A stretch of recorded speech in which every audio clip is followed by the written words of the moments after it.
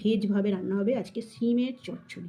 এখানে আদা কেটে রেখেছি, লঙ্কা, আমি পোস্ত, কাজু, কাঁচা লঙ্কা, সর্ষে, একটা টমেটো। সিম চচ্চড়ির মশলা ইয়ে রেডি হয়ে গেছে। বেশ একটু কালো জিরে ফোড়ন, হলুদ,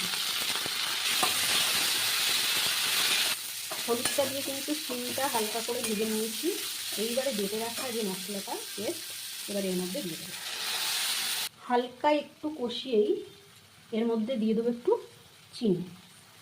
এবার কষাতে হবে, খুবই সামান্য একটু জল দিতে হবে এর মধ্যে।